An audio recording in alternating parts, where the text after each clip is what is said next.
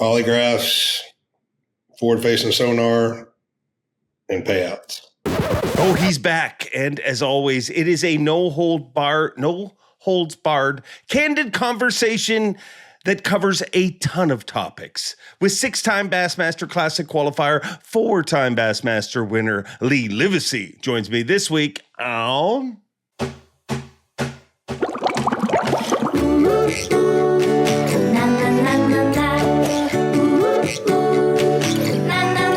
I'm Bob Cobb from the Bassmaster. Welcome to Mercer.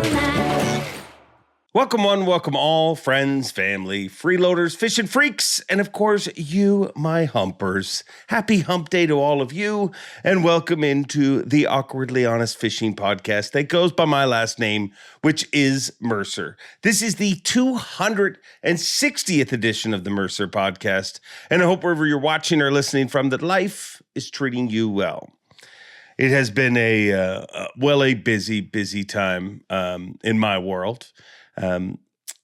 So first of all, I have to start this with an apology. I have been lacking on responding to the comments. That does not mean I don't read them. I just haven't had a chance to sit down and respond to them. I will try get to them. Please keep making comments because that's what makes it YouTube cool, social media cool. So please make sure to like, comment, subscribe, give thumbs up, do all those things to help stroke the algorithm. I would appreciate it. But yeah, it's been a freaking busy time. Obviously, we had the Arkansas River event.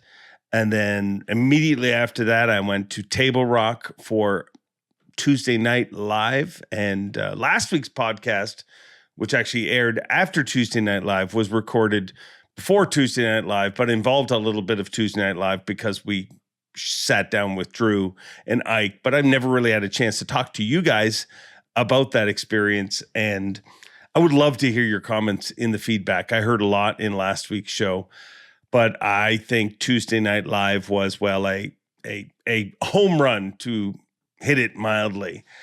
I love the 3-hour concept. I've always been kind of a big proponent of shortening tournament days, even in regular season events. I just think that it's a key element to, and I get it, right away you're going to get a bunch of people that fish tournaments be like, whoa, we want more time. But I just think we always talk about growing the sport and appealing to a mainstream audience. And when you look at things like how having a pitch timer in baseball that was rejected by a lot of, purists initially, has helped baseball's ratings jump back up. What sport goes for 8 hours? I love the 3-hour element of it. And maybe I'm fighting a losing battle when it comes to that. Maybe tournaments will always be 8 hours, but there is definitely a place for that 3-hour specialty event like what we had last Tuesday. I just think it was awesome to have the team format. You see how the interaction between those teams were. You had some teams that it definitely was a lot like this podcast, awkward. And then you had teams that gelled really well together and fed off each other. I think it just gave a cool viewing experience. I had a blast doing it with Z. It was so fun. Me and Zona, Zona's the reason I have the job at Bass. Zona and Kevin were the two people who went to bat for me. And I will never stop thanking them for that. But me and Zona never, ever get a chance to kind of work together. Sometimes we've been, way back in the day when it, before Bass Live, when it was just Zona, Tommy, and I, we did some stuff together, but we very rarely get on camera together. Maybe that tells you something about our personalities. I don't know. We need a straight man to keep us in line, but there was really nobody to keep us in line. There was, we hardly kept online, but it was just a lot of fun. I felt like I was sitting with one of my best friends, watching a really cool tournament unfold. And then the other element of it, and a special shout out to all you fine freaking humpers. I asked you to show up, and so many of you did in the comments. But I was able to lean into the YouTube end of things, which I've wanted us to do for a long time. I loved how you guys became part of the discussion. I loved how that gave things a whole different element. We got into the awkward partners discussion, and it got awkward. And I just loved it. I just think really it was awesome. I love the fact that there was 4 teams, and it was the only time that we have. The goal is to always have more cameras on the water, cover more anglers. But the cool thing with this was having 8 anglers broken into 2-man teams. So you had 4 teams. When we had a 4-box, we were covering the entire tournament. You were seeing everything that was happening. I just think that it was a fun event. And in a world where everything gets torn down, let's be honest, you bring up any topic in fishing and it gets torn down. All I saw was positive feedback. All I saw was people that are like, yeah, feed me more of these. So I would love to see more of them. I don't think it's something we need to have, kind of monthly. I think what makes it special is it was different, and it's kind of not something you're used to seeing. I mean, if you had Christmas every month, it wouldn't be near as special either. But I just think it was a great event. I'd love to hear your feedback in the comments, what you guys thought, what you'd like to see different. I loved some of the ideas that got floated in the chat and stuff, like a Legends team. Like, how awesome would it be to have a Legends team just show up? Like just keep it totally quiet. Don't tell anyone who it's going to be. Not even the anglers competing, and then 2 dudes just roll up to the boat ramp. Look who's here. I mean, I just think that element of it would be cool. I think there's a lot of fun things that, you can add into it. But I feel like that F word is what stood out from this event. It was fun. Anglers had fun. They were a lot freer, a lot more open. Me and Z had a ton of fun. It was just a really freaking fun event. And if you ask me, the world could use a little bit more fun, and we definitely had it. So let me know your thoughts on Tuesday Night Live. And I do promise I'll get better at getting back to your comments. So please help them continue to fire them through. You guys make this show what it is, and I am thankful for each and every one of you. But aside from you guys, the other thing that makes this show what it is the guests. And the guests that continuously show up and continuously agree to just, be honest and have a real open and honest conversation. I'm so thankful for that. It's what makes this show what it is.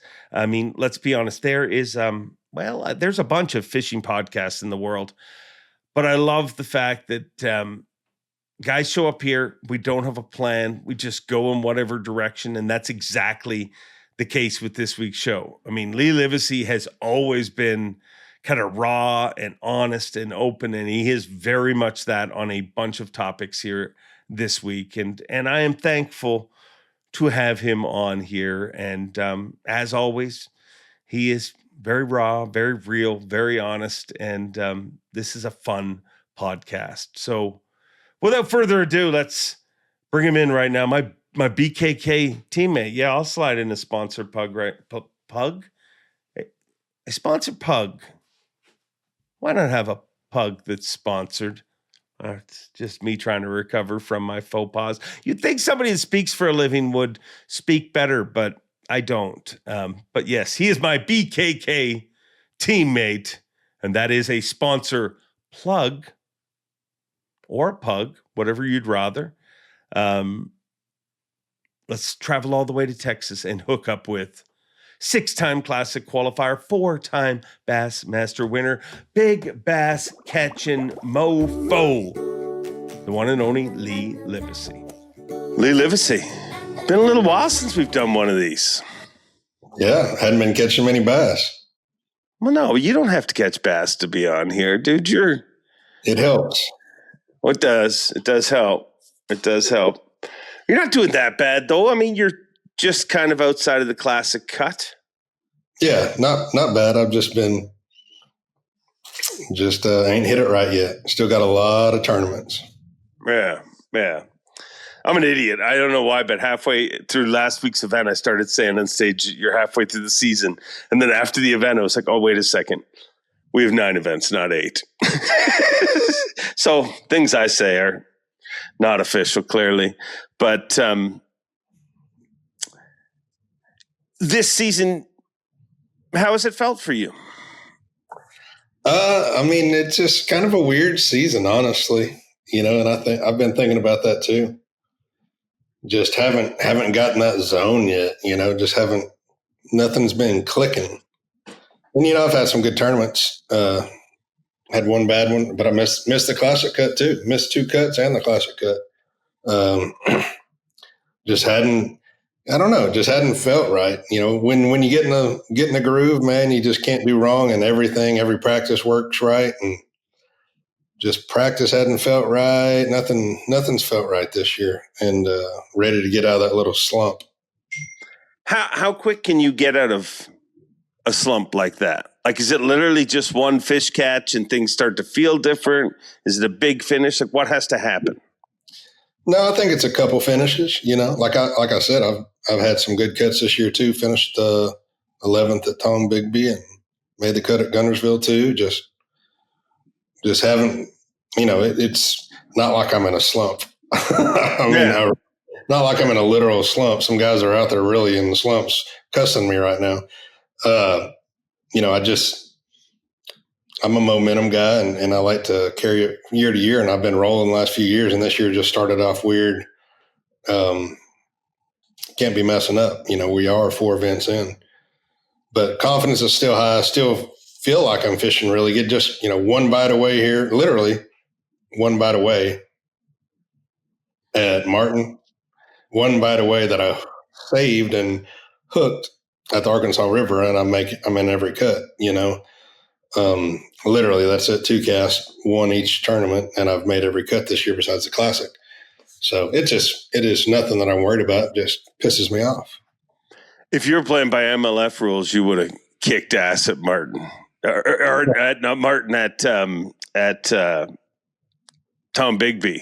It felt like you were catching, when we had a camera on you anyways, you were catching an inordinate amount of fish. You're talking about Arkansas River. All right. That's right. Like I said, don't pay attention to anything I say. That's right. Arkansas River.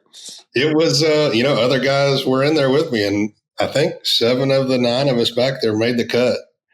And I didn't, but everybody caught one big one that second day, and I never did.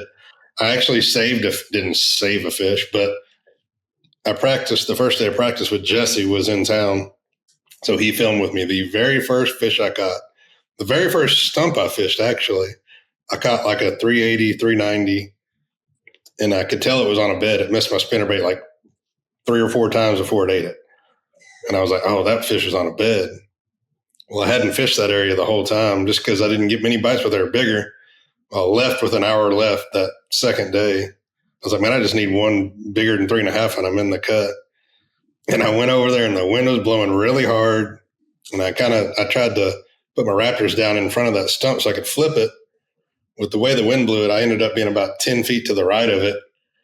And I was just like, man, I couldn't reposition because it was blowing so hard I was going to blow it out. So I was like, I don't think I need to flip over there just because the wind was going to be blowing my bait. And it was a lay down with a stump at the end of it.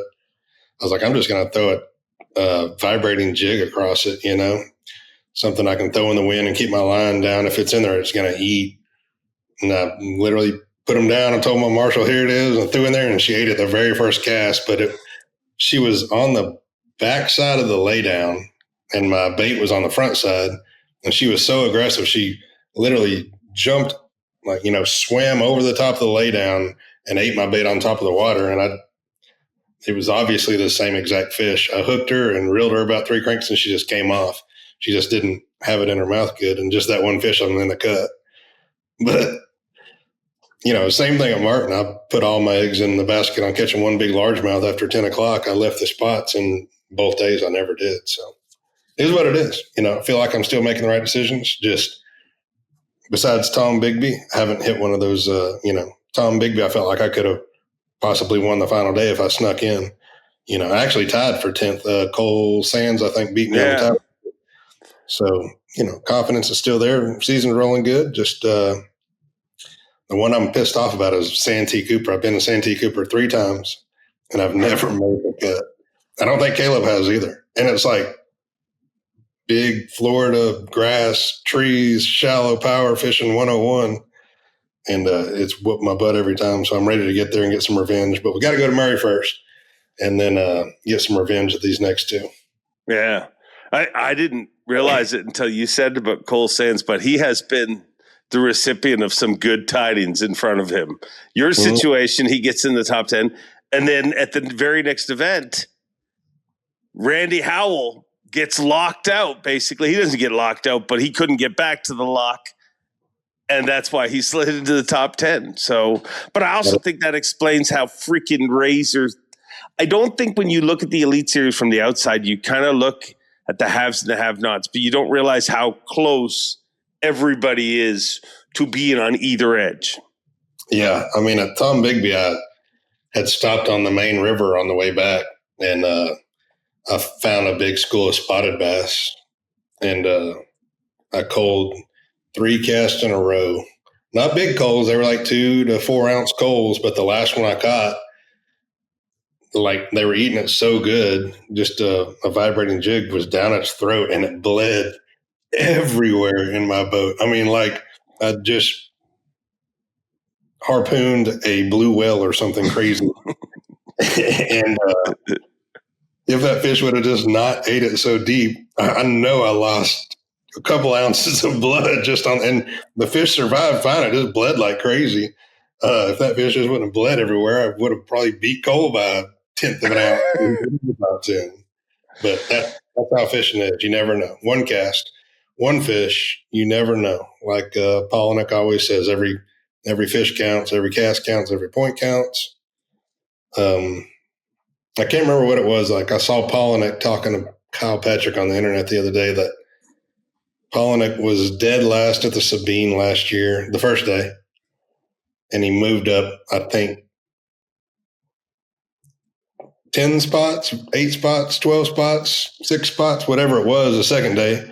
Finished in the 90s, but better than 102 or whatever we had. And then Polinick made the classic cut by 1 point, I think. So you never know on those days that you think are your worst or your best.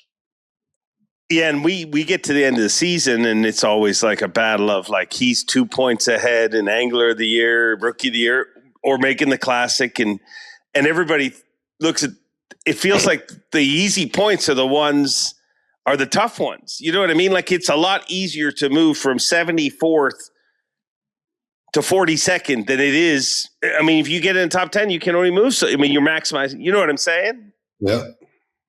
Yeah. So.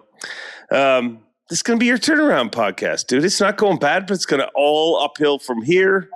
And you're going to smash them in the next few. South Carolina is going to be a key swing for a lot of people. What do you think of the big difference this year, obviously? 50-50. We're 4 events in. Do you think you can tell anything from being 4 events in? Like, what's your take away from that as a competitor? I like it. I think the fans like it. I think we needed a little bit of diversity mixed in, and we got a good schedule for it too. So definitely a fan of the mix. And I think it's nice to let some of the kids that think they can only catch them with forward facing catch them, and beat me, beat Hackney, beat Christie, whatever it is, and see some struggles too on that end. So it's definitely refreshing to not have to stare at the screen every now and then, for sure. Yeah, and I've said this a few times on this show, but I was all for, even before MLF made their rule, I said we should do a limited period. And I can say 4 events in, I mean, you can't be certain, but I was wrong. Like I think the every other event, however it works, works, like as a viewing experience to me. And I think, now maybe I'm just being positive, but you let me know. I feel like it's allowing the anglers to respect each other more. Meaning that, like, it's real easy to sit back and be like, I can catch them without it. But you kind of got to go and not catch them to really respect what Hank Cherry did. And vice versa. Like, I think you saw the next event with Fisher, man, he got a lot of respect for what he did using it. Am I imagining that, just trying to be positive, or do you feel there's some truth to that? No, it's definitely true. And it's cool to see what they do with it and without it too. Everybody, just like Jacob, I'm not saying he caught every fish with it, but he utilized it at the Arkansas River in a place that we wouldn't think you would, and it was cool watching him catch them how he did, and like you said, watching Fisher at Martin shake off a little one to catch the big one, pull the bait out of one's mouth to catch another one. So it's the skill set's high on that end for sure. Yeah, no, I think it's working out cool, and I think that if we did the limited period, a lot of that wouldn't be happening. I mean, on one side, it would still be happening, but I think that Hank Cherry doesn't win Gunnersville. Somebody rolls in there, you give them 2 to 3 hours of scope, and it becomes a whole different tournament. And Hank Cherry is maybe he makes the top 10. I don't know. I haven't worked it out weight-wise. Maybe not even. Like, I mean, I think if we had forward-facing sonar, that would have been a century belt event for maybe the entire top 10. Bunch of them, yeah. No, it's we've learned watching MLF, Tuckware House Pro Circuit, whatever they all have over there, that the guys can catch them in 3 hours with it. Yeah. I think in a lot of ways it almost makes the better scopers better, because if you give a scoper that's good 8 hours, he can be right up there with an elite scoper. But when you give the limited period, they just, like, the super scopers come out, and it's pretty impressive. But so the big question is, if we're happy with what Bass has done with 50-50, what happens to the Bassmaster Classic? My opinion, or what do I think will happen? Well, this is all about I want both now. Now that you said that, first of all, I want your opinion. My opinion is I think we should have the Classic just as pure as we can without the technology, and that's just my personal preference. I would love a no-scope Classic. Now, we just did this vote, not that it means anything, but we did just vote as AVP with all the anglers, whoever wanted to vote, with our survey last week or 2 weeks ago that we'll bring to Bass this week. And it was, no forward facing in the Classic, all the forward facing you want in the Classic, every other year in the Classic, and then like a mix in days, like have it the first day, not have it the second day, or vice versa, all 3 days, you know what I mean? So that, and, if I had another option, that's what I would like to see, Don't use it, don't use it the final day. Something like that would be cool too. So will you tell me how the vote worked out, like on an angler's end, or can you not? They have until Wednesday of next week to finish their voting. Okay. How do you think it will end up? I think it'll end up where I honestly don't know. Honestly, we're usually all pretty close to 50-50 on what we want and don't want. So I think Bass will probably decide on that one themselves, honestly. Yeah. Yeah. Today's high-tech fishing world can be a real pain in the neck, especially if you're running the wrong mounts. Beatdown Outdoors, they bring the graph to you. And they support this podcast and care enough about you to make this a short ad read. Check out Beatdown Outdoors. Now back to the show. What is it? You remember that board. What is participation like on votes like that? Do 100% of the pros vote? No, there's some guys that don't vote at all. I guess I shouldn't even say any names. But yeah, there's a handful of guys that won't vote at all. I mean, very few, like 4 to 5 guys just say, I'm not voting at all. And then, like Caleb will forget for like 2 weeks. And I have to remind him. But, we have actually Koyo already did his. We have some of the Japanese guys that don't get on it right away. But Koyo got on it this time. I think Taku's still in my group. His wife gets on him pretty good. But it's usually, like the other day we were like 64%. Well, that was like a week ago. And they still have a whole nother week. So it'll end up about 80 to 83% of the guys, I think, vote. Yeah. I don't get a vote. But here's my thoughts on it. Bass has always been the same rules, if you ask me, like in a lot of ways. You fish the way you qualified. And I think if you qualified through a coin toss, you should fish under a coin toss. And hey, if it makes the world a happier place to have that varied number of days you get to use it in the Classic, fine, so be it. But I just think we're seeing what's working in the elites. Why wouldn't we do that in the Classic? Like to me, and let's be honest, we go to some of the same Classic destinations repeatedly.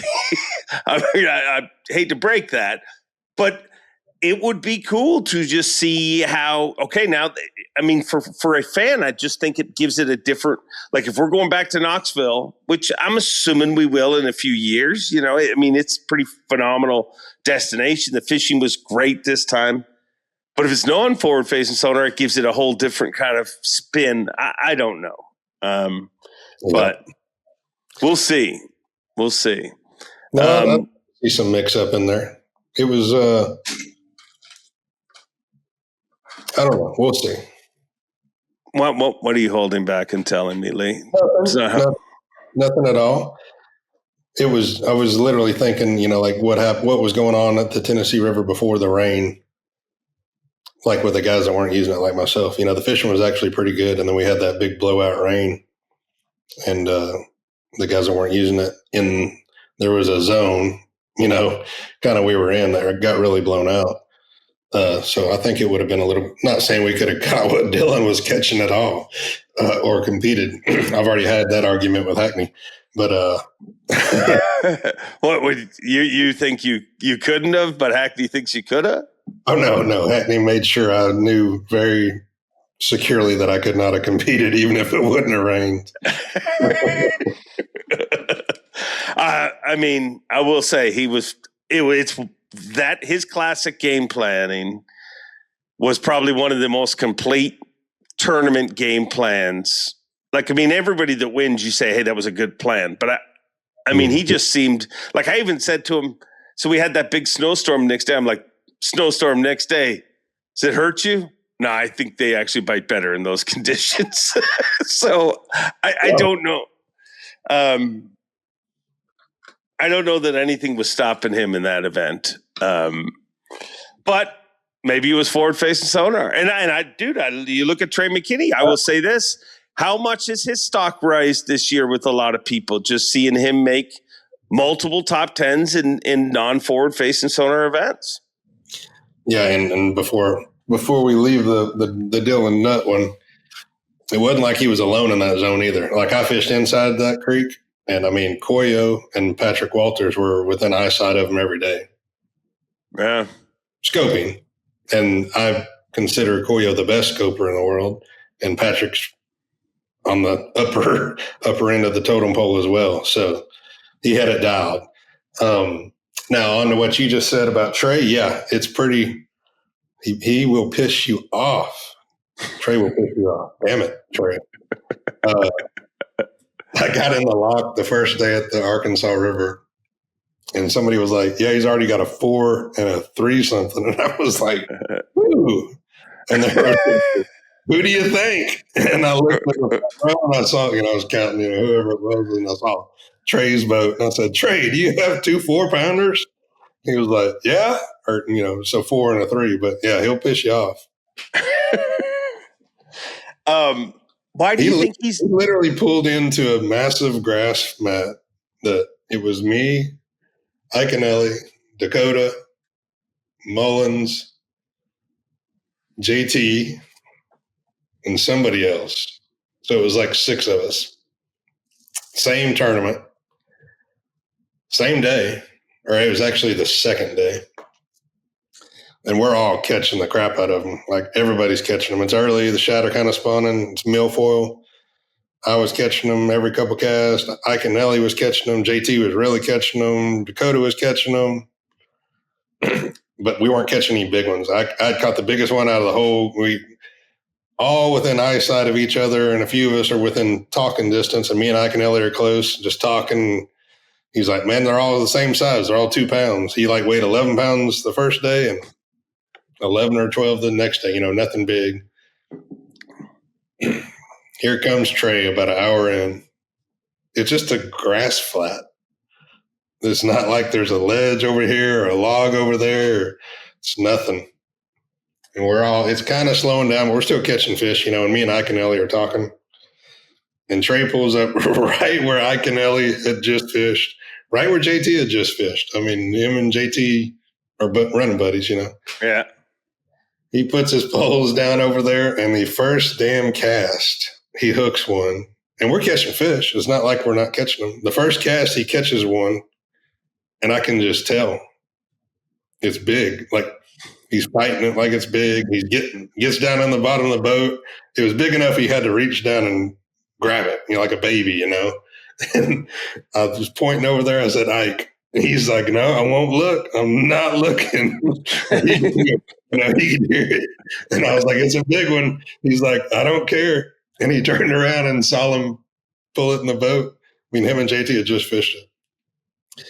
And he just said, he's got a damn scuba diver in the milfoil now. Like that. It was funny. But yes, Trey will make you Trey's insane. Ben told me that. Ben Milliken, who's texting me right now, told me that years ago. Ben made it to South Dakota.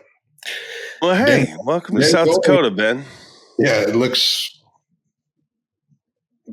empty.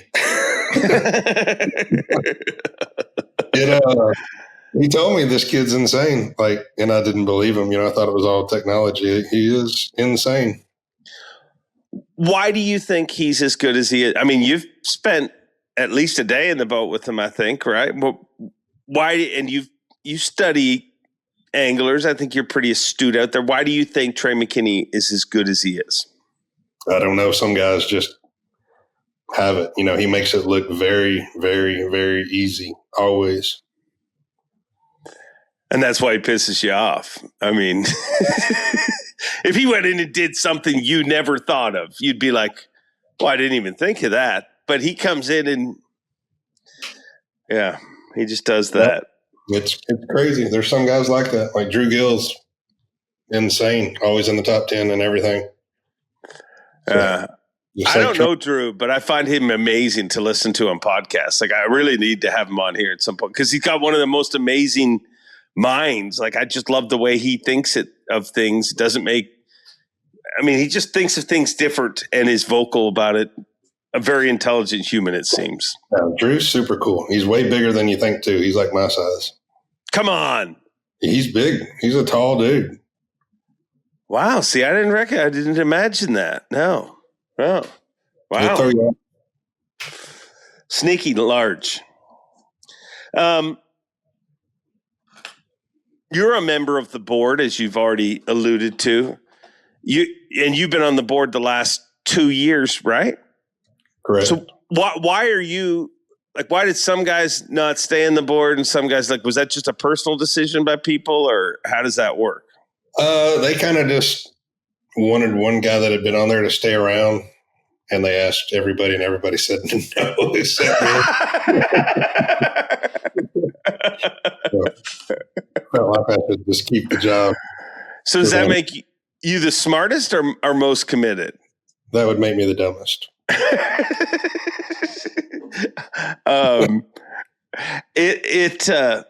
Before we leave our other topic, I was going to ask you too, do you think that Trey McKinney pisses off the rest of the field more, or the Johnston brothers piss off Trey McKinney more? Or is it equal?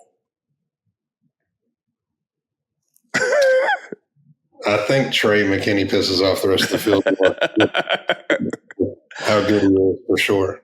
Yeah, well, I just look at Trey, 2 back-to-back seconds, and guess who's in second for Angler of the Year? It's going to be him and Corey battling. If it's not going to be Chris, so it'll be interesting to see how it all works out. Like you said, 5 events left.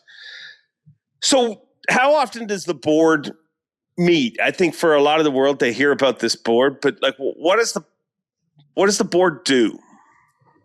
We don't meet that often, every few weeks, but we talk almost every day, or multiple times a week, in a group text. So we're always bouncing ideas off each other and needs, wants, concerns of our. We all have groups of anglers underneath. I have a group of anglers underneath me. Logan Parks has his group. Blah blah blah. So if somebody calls me and says, "Hey, I don't like this," or "I want that," I got this idea. So we're always constantly bouncing ideas back and forth, whether it's about live coverage or payouts or polygraphs or whatever. We're always every week we're talking about something, multiple things, obviously. And then we'll have a meeting with Bass, just 2 or 3, 4 times a year. We have one next week on Wednesday on our off day at Lake Murray, actually, with just the ABP board and Bass. So how often do you get calls from anglers? Like how taxing is this on your time? Not that often, and it's not that big a deal. When they call, it's usually just like, "Hey, man, I'd rather have unlimited screen size," or something like that. It's nothing daunting that I'll just take to the group and say, "Hey, Buddy Gross doesn't think there's a problem with the screen sizes. He wants to do it so you can have an extra graph up front for whatever, or whatever the deal is." It's never going crazy. So it's not that time consuming. It's usually pretty simple. Are you able to tell me what like the top 3 things that are on anglers' minds today from your assumption? Right this second, it would be polygraphs, forward-facing sonar, and payouts. Pretty simple. In that order? No, just those 3 things. Yeah. I mean, payouts is pretty simple. They want to make it more. And I'm sure everybody, that I would love to see that. Forward-facing sonar, it's so split, isn't it? Like, do you think I think the weirdest thing about the forward-facing sonar debate is if you're for it, you think that like it's just a small minority on the internet that doesn't want it. And if you're against it, you think it's everybody that's against it. But I feel like that's a confusing battle, in my opinion, from my communication with anglers. What do you think? Yeah, it's closer than everybody thinks, across the board with our anglers for sure.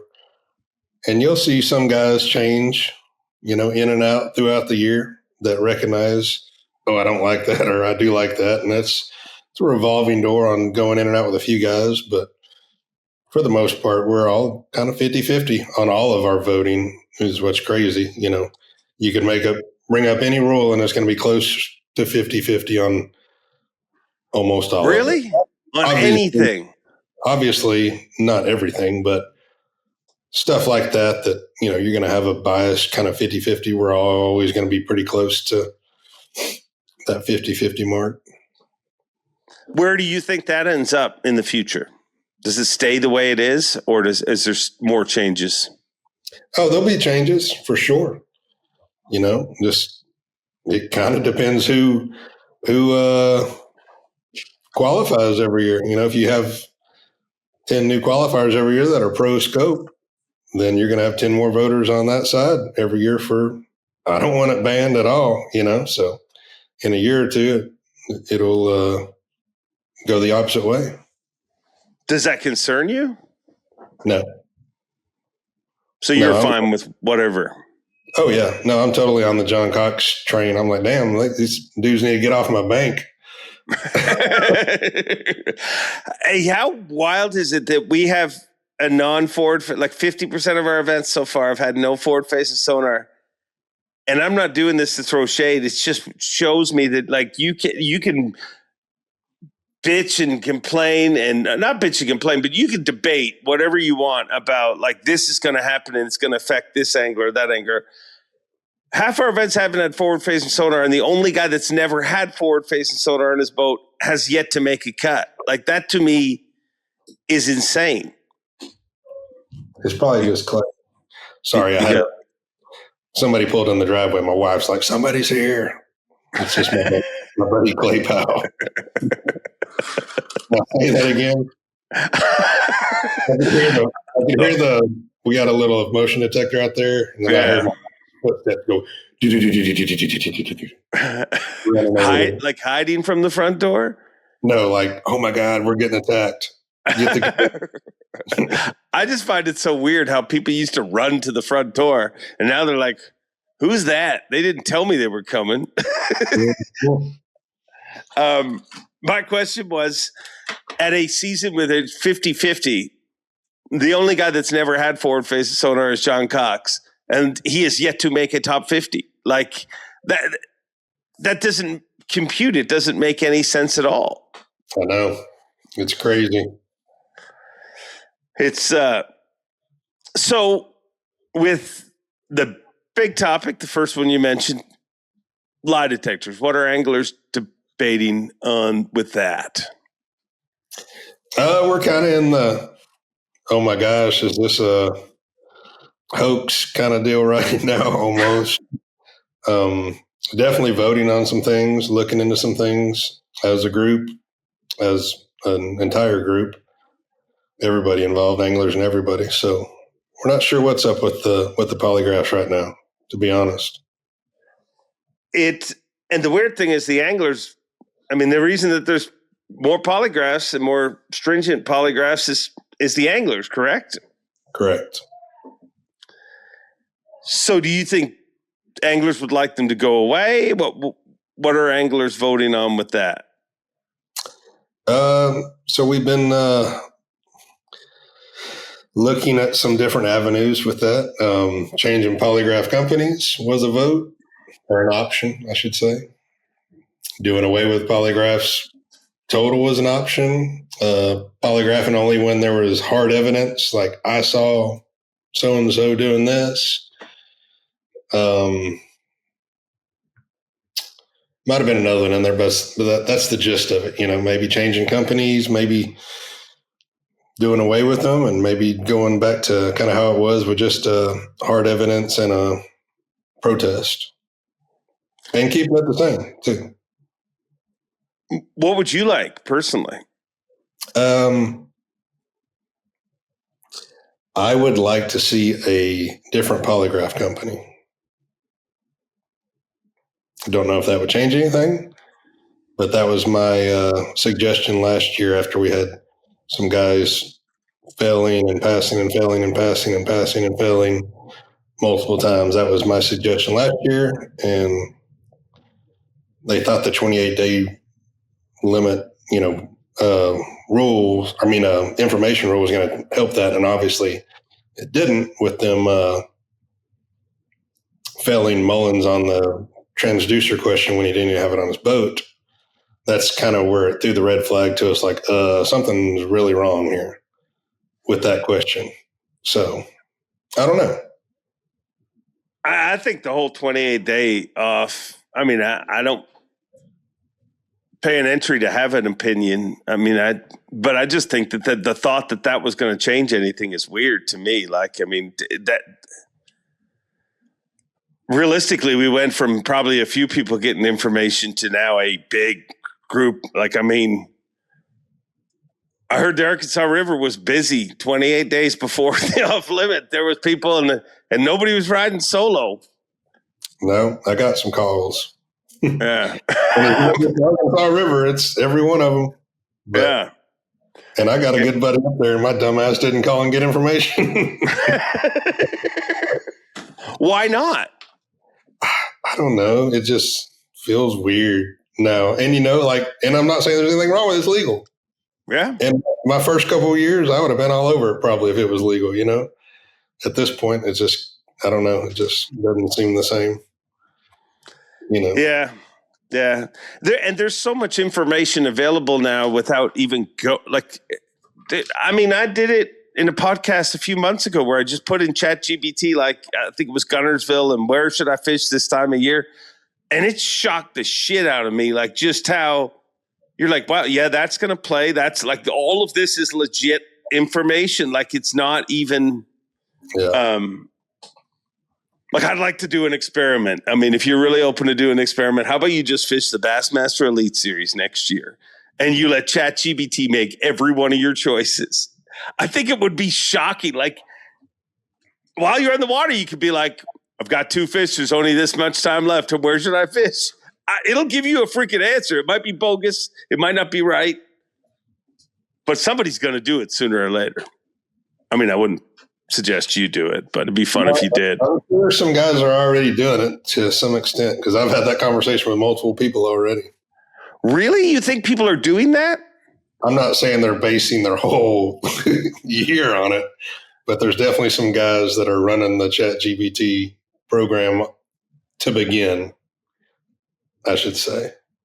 Right? It definitely shaves some corners off. Like, I mean, it gets you pointed in the right direction. That's for sure. Go to Gunnersville and throw a chartreuse grub over grass. That's how Hank won. Well, if you keep catching them on pink baits, ChatGPT will start telling people about that. How about all those freaking knockoffs, dude? Like you throw a pink bait and it shocks me how quick I get on the internet. Dude, when I weighed in the first day, I opened up Instagram and 8 companies had, tagged me to their pink buzzbait. 8. They actually tag you. Oh, yeah. 8 of them. This is the one he was throwing. 8 companies by the time I checked in. And that's just on Instagram. Wow. How does that make you feel? It's good. It means I'm selling baits. Yeah, for somebody.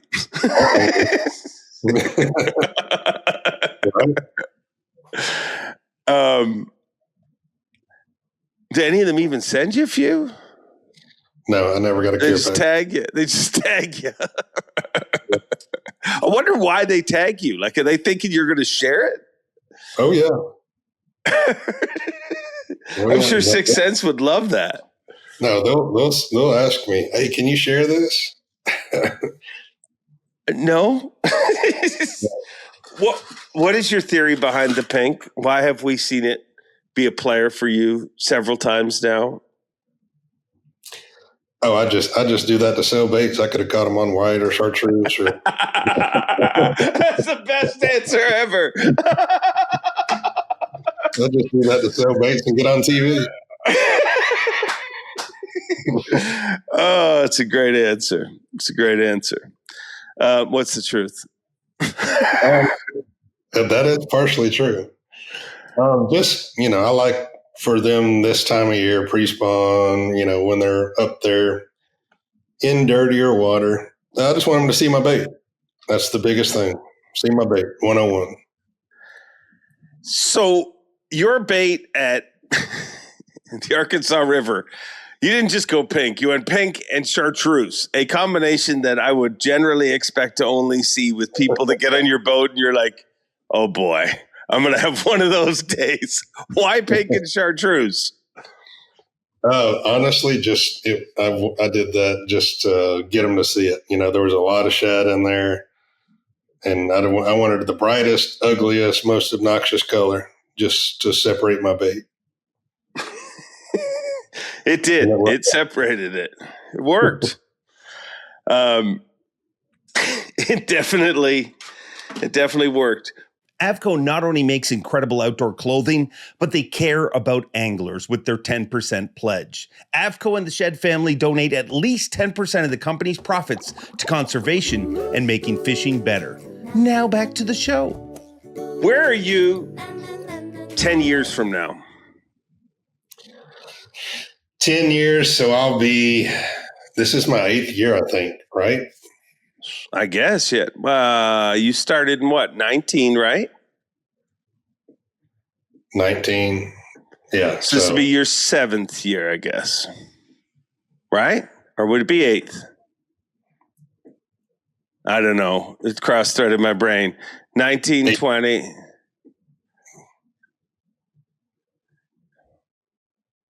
It'd be your 8th year, like you were saying.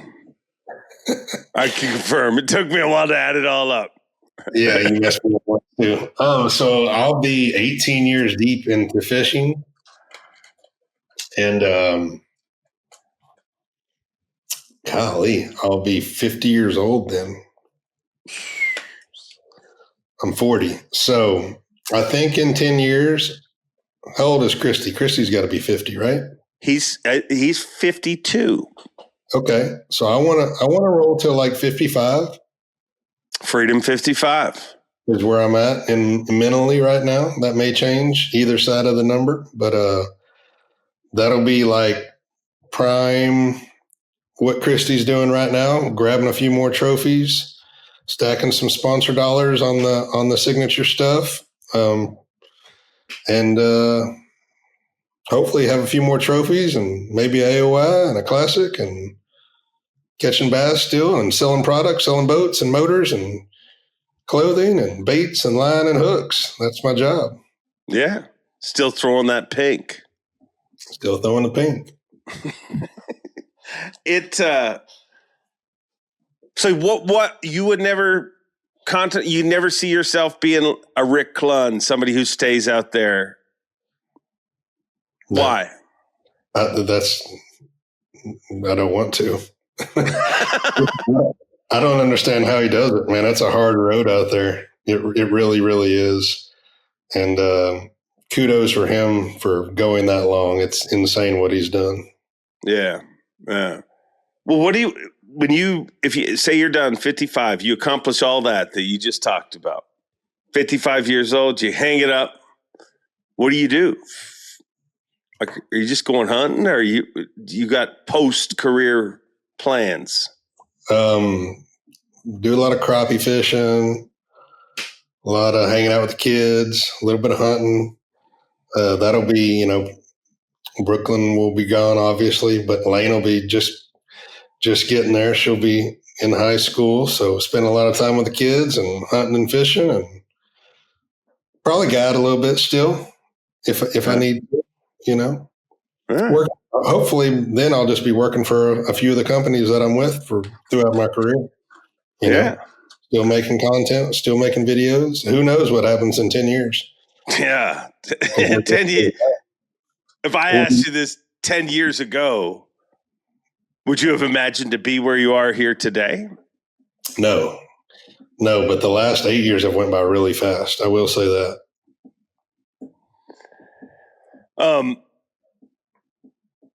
It amazes me. The Clunn thing is, I don't think that gets enough respect. Like, just to be able to physically do what he did for as long as he does, that to me is just, it doesn't get it. I'm amazed that wasn't written about in like mainstream magazines all over the place.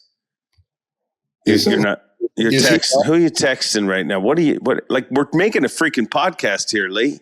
Yeah, my computer's dying. So you're texting someone to get a plug? Yep. Okay, that's very important. Send that text, Lee. I heard. Here I go. The plug is here to save the day. Yeah, still got some red hair in here. It's crazy, and he was still winning. He won my first event in 19.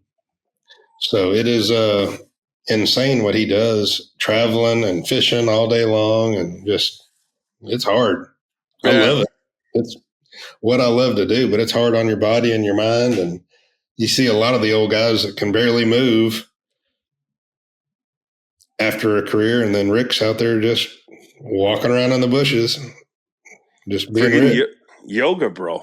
I think he did a lot of yoga and was in touch with nature and visualization. Does a lot of visualization. He's talked about that. Do you ever visualize? Are you that kind of competitor that you think? Oh yeah.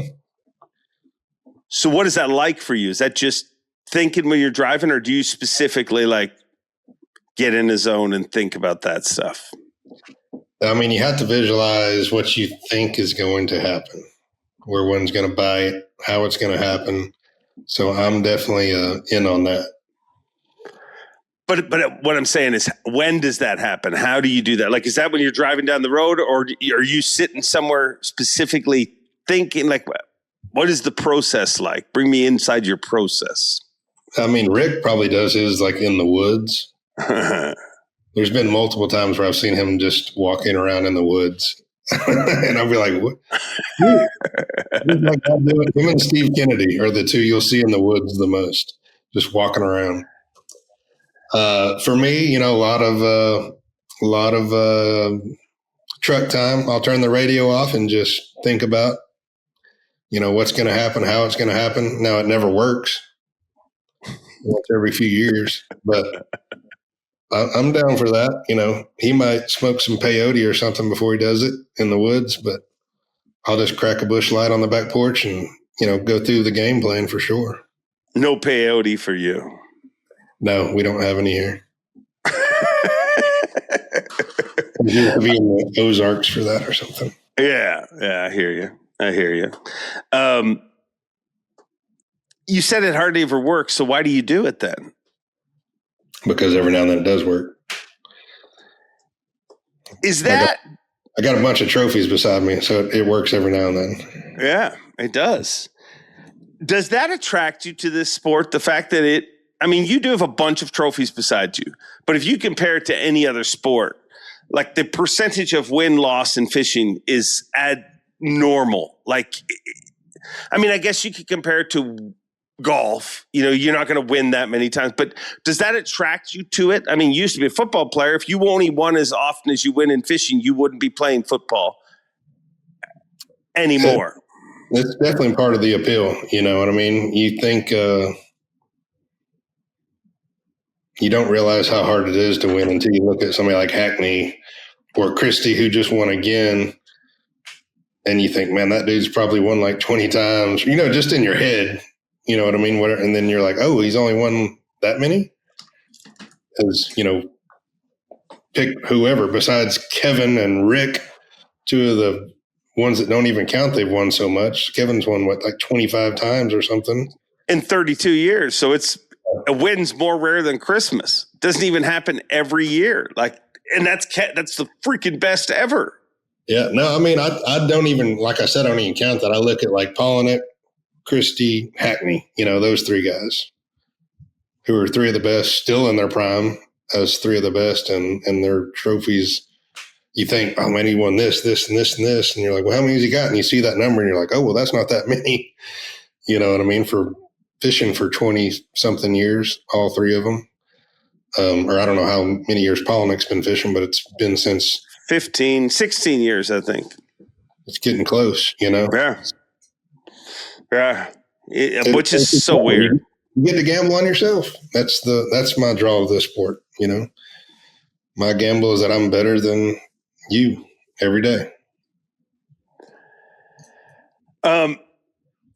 When you look at this sport and you look at the Elite Series, winning seems more rare here. Like, why do we see, and I don't know if you can give me a legit answer to this or not. If I look at what's happening at MLF, I mean, there's a lot of great competitors over there, but Wheeler and Canal, I mean, are standing out. I mean, and I'm going to insult a bunch of people by saying this, but you've obviously got, I mean, a bunch of guys who win over there. But Wheeler, what that group's done is pretty stands out. Why do we not see as many duplicate winners at the Elites as you see over there? Is Wheeler that much better? I mean, it's Wheeler, Cannell, Drew Gill, and Zach Bird right now are just killing it over there, taking everybody's money. But Wheeler's just insane. I don't know. I don't have an answer for that. I don't think anybody does, you know. And on the Elite, you'll see guys getting little zones, you know. Like me, I win 3 or 4, hell, in pretty much a year and a half. Buddy Gross wins 2 in 2 years. Schmidt a couple, Brandon Cobb 2 in the same year. This is how it kind of goes. You get in these little zones where you win 2 or 3. And I don't know, Wheeler is just on a different planet, I guess. Is that, when you're in that zone, is that just all mental? I think it's a little bit of definitely the mental point of it helps. But I think it's just kind of everything. It's just your turn, your time kind of deal, how Polnick kind of talks, and you're making all the right decisions. Mentally, you're making the right decisions, and maybe you have a little thing going that, for a couple of years where it's in your wheelhouse, whether it's sight fishing or forward fishing or, different bait or whatever it is to propel you to those wins too, I think is part of it too, whether it's power fishing because of this swing or, thrift and be height with the original chatterbait back in the day and stuff like that propels your career and your wins. So there's definitely little things that help you get in those little zones. You see Randall Tharp win 2 or 3 deals in a row at one point in time when he was getting into the elites and still fishing the FLW tour. So there's definitely guys that win in little spurts, and there's guys like Wheeler and KVD that just win from the get-go and never quit. That window of little techniques and baits and stuff, boy, that window has gotten so much smaller. Where you could have been the chatterbait guy and milked it for a few years. You could be, different things that have come along. That freaking, I've got a podcast coming out next week with Takumi where he kind of talks about how pissed he is that everybody has every Japanese technique there is now. He had that advantage when he first showed up, and he blames it all on QA. It's a very good podcast. Yeah. It's a deal, and we're seeing, Little Pake kind of exploit some of Koyo's tools right now. He's already won 2 opens this year. He's pretty freaking good, isn't he? Mm-hmm. I told Caleb right off the bat when he qualified, I said, he's going to be a problem. And he was like, he can't be. I was like, you're about to find out. Yeah. Well, he's kind of been bred for that. Another angler joins the list of great anglers from Lake Fork. Why do you think Lake Fork? If you look at technique wise, you look at pros, you've got Mark Pack, you've got Kelly Jordan, you've got yourself, Pake South. There's a bunch of people that you can put in there that have come from Lake Fork. There's a bunch of innovation that's come from Lake Fork. Long lining came from Lake Fork. The big spoon came from Lake Fork. The freaking Sanko came from Lake Fork. There's a bunch of different techniques. Why do you think all of that comes from Lake Fork? And Takahiro too. Got it forever too. James Ninemeyer. I think it's just a breeding ground for an angler to be able to make a living fishing with the guiding there. You know what I mean? Most of us started there because we knew we could make a living fishing. We didn't have to make it selling baits. We didn't have to make it on the elites or the tour or whatever. Kelly was guiding there. I was guiding there. Pate was guiding there. Pack was guiding there, obviously. Talk, James, everybody were all guiding there. And there's been a lot of other guys in and out of the lake too, besides what we're saying. But I think it just allows you to have a career fishing and make a living fishing. And then you add in the lake, the history, the bass, the diversity, different techniques, offshore, shallow, power, wood, grass, rock, cranking, everything suspended in the dirt. You can do it, and it's not easy. The fish are smart. So you learn to adapt daily when you're guiding because you have to. You learn to finesse fish because they are smart. You learn to do different techniques different times of year.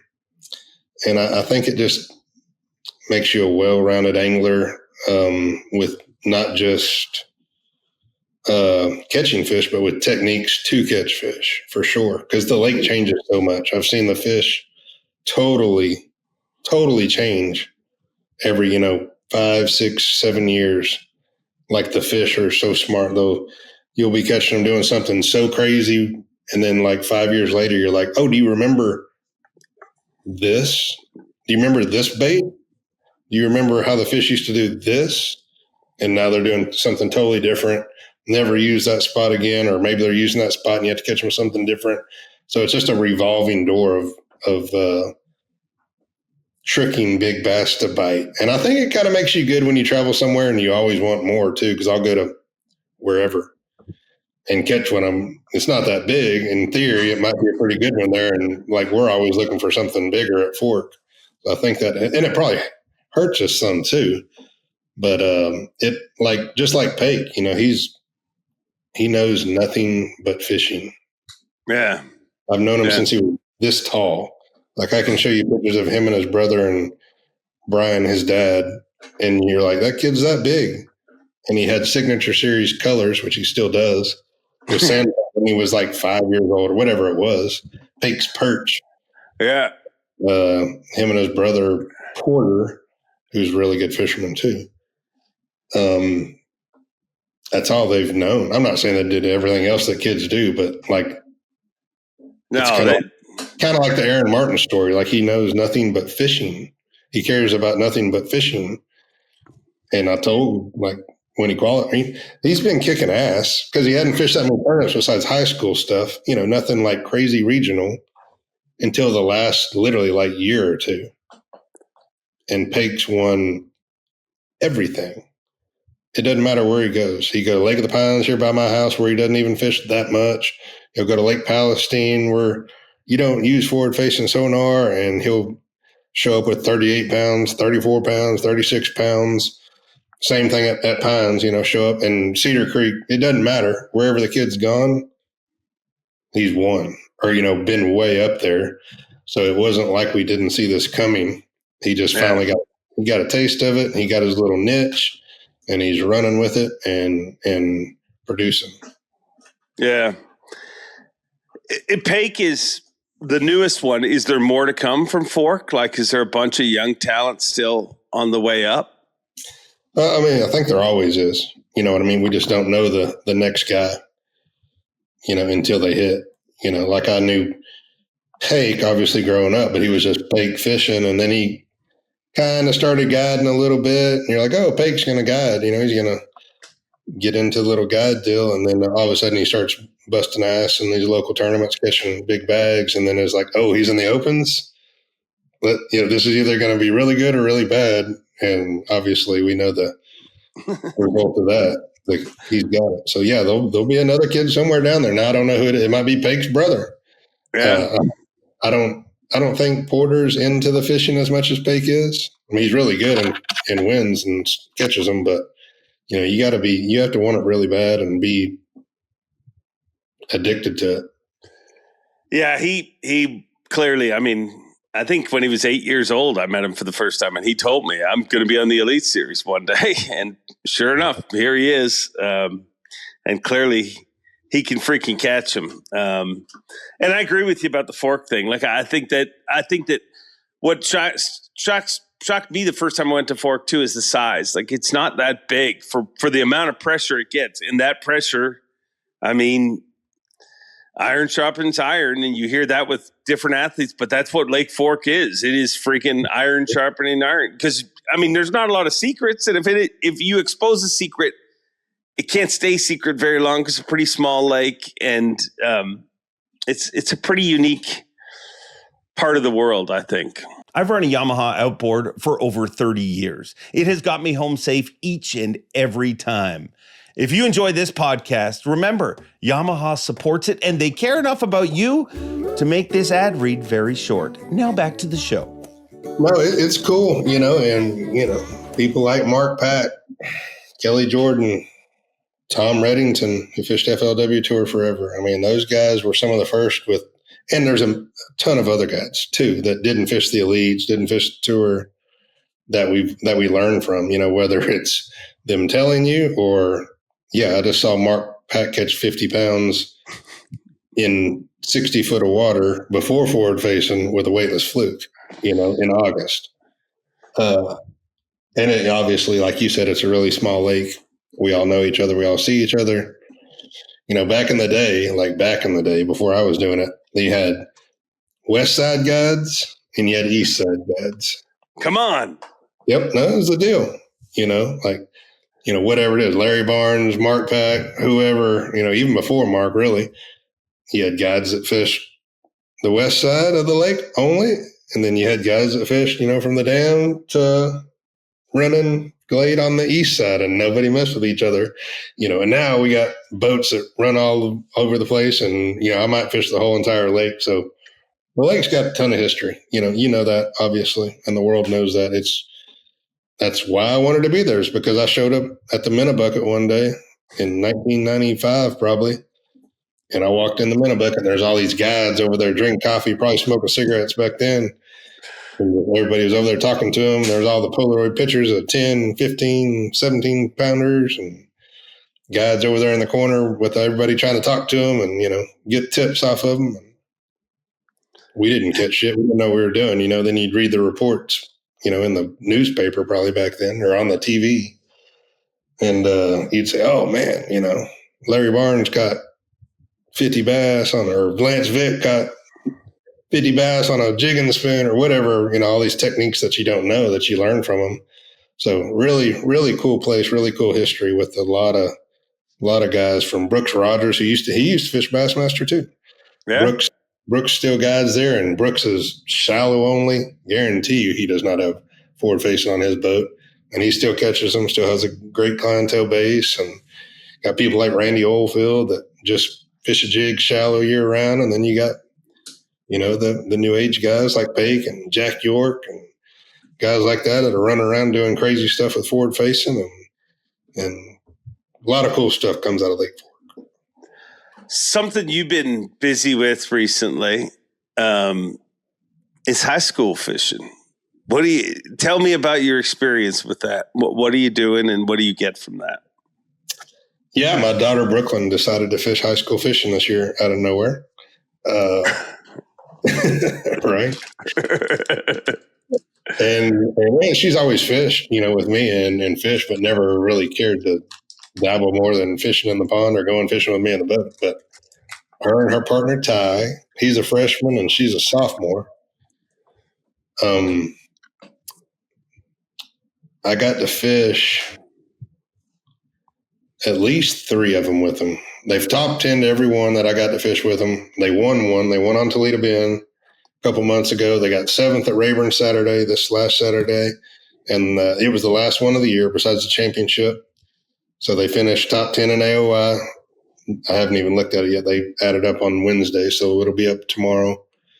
And they'll get a bunch of scholarship money. They're doing good, kicking ass for a freshman boy and a sophomore girl. They're doing good. I mean, they got kids in there that are committed to Montevallo and SFL and Auburn. I mean, they're fishing against the East Texas Hammer kids, and doing it without scope. I don't let them scope. I just make them fish like old school style, and they always figure out how to get it done. Ty is really, really good. He's one of those kids that thinks about nothing but fishing. He's going to be really good. And Brooklyn she killed it this weekend. She caught like 60 bass at Rayburn on a drop shot, the thing she will never throw. And she usually catches the biggest, and he catches the most. This Saturday, he caught the biggest, a 6 something, and she caught the most. So it's been fun getting to captain them. I wish I could captain all of them. I'm going to miss their championship. It's when we'll be at Santee, I think. So it's been fun seeing all the kids, and they don't even give them money until the end of the year. Like, they give it all in scholarship. So it's cool. Just, if they get a free rod or free barbecue sandwich, they're ecstatic. So it's been fun watching all the kids. They're good too. Kid that won Saturday had 26 something by himself. Wow. Pretty serious. His brother was the kid. I'm calling them kids. His brother's in college. I guess he's in college. He's the one that weighed 36 the first day last week in the Bass Nation qualifier on Toledo Bend. Wow. If that tells you that family has anything figured out or not. So as a captain, you just sit there and, like, how involved can you get? Like, are you telling them, why'd you cast there, dum-dum? Or, like, what kind of critique can you give them throughout the day? This one, I can pretty much do anything. I drive the boat, obviously. I can drive the trolling motor. I can tell them what to do. I can tie knots. I can net their fish, even though I forgot the net Saturday. Yeah, we got a spook with one hook in it. But you can actually fish if you want to as a captain, which is Really? weird. There's a captain's pot. I don't understand it. For big fish. So the captain can fish for the big fish in front of their kids, I guess. So there is a captain's pot. So I never obviously fish, but I pretty much drive the boat and tell them where to cast if they're not doing it right. That seems weird that you can do that. Like, I mean, football, the coach can't roll in there and be like, let me show you what I mean by making that play. Yeah, it's like the coach can come out the sideline and make a tackle if there's a breakaway. How do the other coaches, like, do you get any kind of, no, there's an Elite Series pros to coach in this tournament, like, or is it just whatever? I'm sure I get some of that. I try to stay as far away from everything as I can just so I don't piss anybody off, but I can guarantee you this: they're going out there and practicing a lot more than I get to, and probably learning more than I get to too. But no, everybody's cool. I got a lot of friends that captain too. Got to meet a lot of them this year, so I don't think there's any bias on that end for sure. I'm sure there is. Don't get me wrong, but I try to be cool with everybody, and I don't think anybody's really mad at me. It's all positive. Everything I've learned. I think you can pick any of that crap apart, like joke about, that coaches can fish or whatever. But hey, the fact that there's freaking high school fishing, I mean, like that whole collegiate everything, like people want to paint it like, oh, you got these frat kids and these, you know what I mean? Like make it seem that the fact that that's happening in our lifetime is amazing. Because if you had told me, there'll be high school fishing, there'll be collegiate fishing, there'll be real scholarships. I mean, I argued with Jerry McInnes Jerry McInnes was the guy who pushed to have a college angler in the Bassmaster Classic. And when it happened, I argued with Jerry. And I'm like, that's the worst thing. You can't do that because my feeling was, that all the spots should go to the people doing it for a living.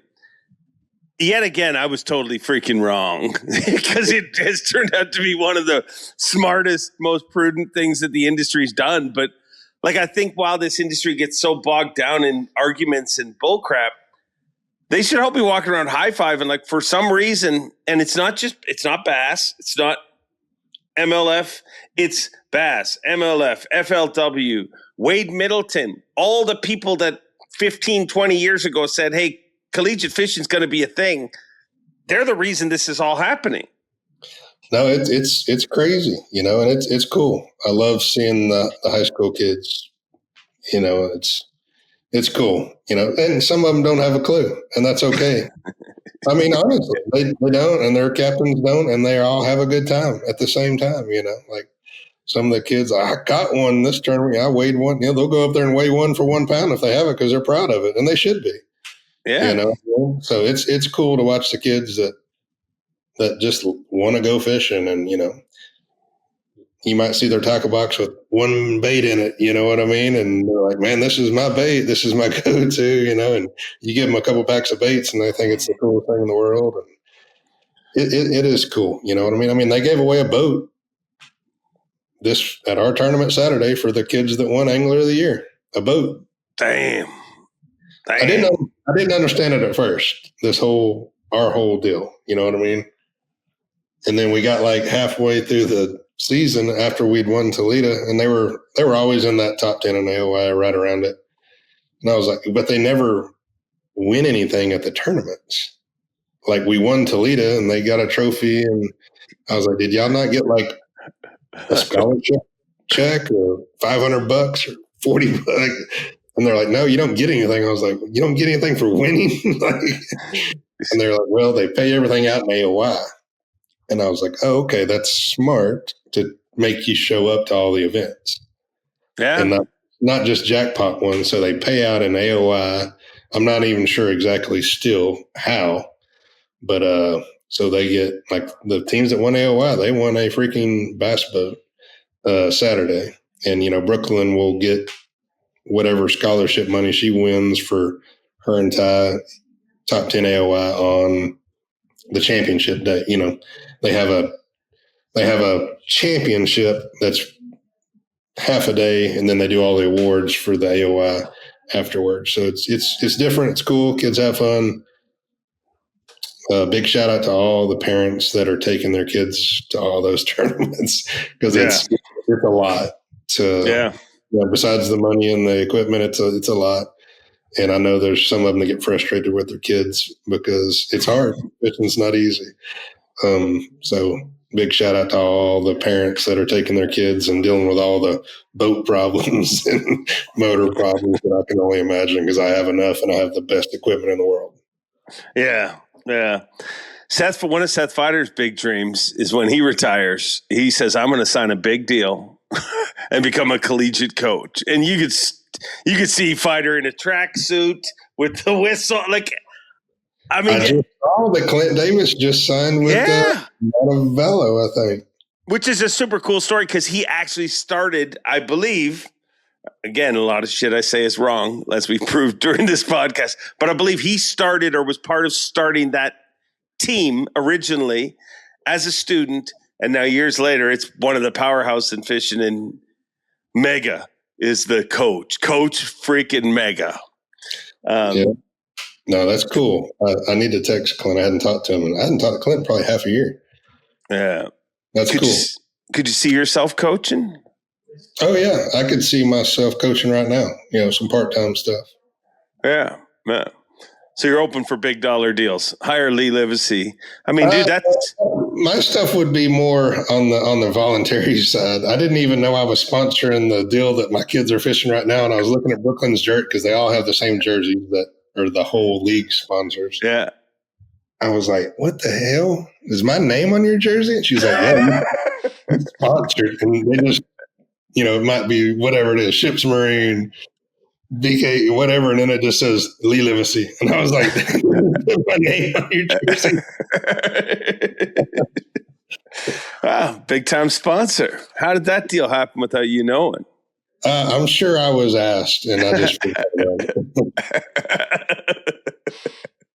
I think that, dude, if it follows every other sport, it will be like, there'll be like, I don't even know if this is the right word, but like vanity coaches. Like if you look at collegiate football, you're trying to lure kids to schools. You're trying to say, hey, this is where you want to come play. This is where you want to come learn. Fish is going to be the same. I mean, dude, you are prime 10 years from now. Coach Lee Livesay, like. No, I'm with you. I think this deal with Clint's the start of it. And there's other guys already doing it. I think Brandon Cobb might coach some for. Not anymore. He's out of that. He was in and out. Okay. I think it's the deal. Like you're saying, I think this deal with big Clint Davis is just the start of it. Yeah. So the future is bright. Coaching down the road. You could, if you want to. But I think you got big things ahead of you this year. What event are you looking most forward to all season long? I'm not going to pick one. I want Revenge at Santee, 0 for 3. Love the Pasqua tank last year. Super cool, great crowd, big fish, big water. And Champlain with no scope is going to be super cool. Excited about that. Those 3 right there. Yeah, I agree. Those are all going to be good. I mean, the second half of the season is going to be freaking killer. There was part of me that wished that the St. Lawrence had lost this, or been no four, because I think that changes the entire. You got Chris and Corey in there. If you take them out, hell yeah. They'd love it. Oh, they would love it. I mean, it would help. They win by a bunch. Oh, maybe, but I think that it gives. I just think it goes back to like we just see one thing for the most part now. Like there's so many ways to catch them there that I just think would be cool. But I've enjoyed our conversation. Yeah, me too. Glad. Are you just saying that because you gotta? No, I feel like we hadn't talked lately. I've been How busy. come? I was just busy. We moved and stuff with my dad, and it never ends. I never even, like, if you'd have seen me 10 minutes ago, I was covered in grass from head to toe and sweating, and nasty, and I jumped in the pool and cleaned off and ran upstairs and put this nice hook gear shirt on and my 6 Sense hat and rolled in here with the dead computer. And luckily my wife answered the phone and acted like I'm just chilling upstairs, not doing anything. Hey, that's a bitchin' lawnmower you have. How fast does that lawnmower go? I don't know. I saw a video you shot the other day, and I was like, "That's a freaking fast lawnmower." It's too fast. It'll kill you. I noticed you weren't the one on it. My wife mowed for like 4 hours yesterday. How much freaking grass do you have? I've got 40 acres, but I mow most of it with my tractor. So my wife just decided that she likes mowing all of a sudden because I got a cool lawnmower now. But what my wife forgot is she is a redheaded ginger. Oh no. Pale-skinned female that can't be out in the sun for more than about 7 seconds. She's supposed to be at work right now. She's so sunburned on the top of her legs from mowing that she couldn't even go to work. It's bad. Same thing happened to me last week, but my problem was Zona. I was out on Table Rock with him the day before we did that Tuesday night thing. So he is, I mean, dude, you've not lived until you go pick up a rental boat at Bent Hook Marina on Table Rock Lake with Mark Zona. Like, I mean, short of a red carpet, we roll up and they're like, "Oh, Mr. Zona, Mr. Zona, like, which boat would you like to take?" So anyways, we're leaving the store and I'm like, "I should grab some sunblock." He's like, "Nah, you'll be fine." Nah, I wasn't fine. I wasn't fine at all. But we had fun out there, as I had fun having this conversation with you. Always. All right, go. I was going to say go rub lotion on your wife, but that sounded weird. Thanks, dude.